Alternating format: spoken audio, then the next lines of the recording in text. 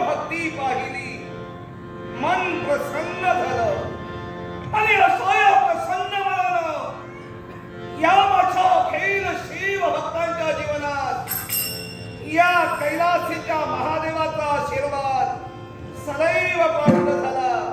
मम भक्तांनो, सुख शांती समृद्धी सदैव तुमच्या जीवनात नांदेल.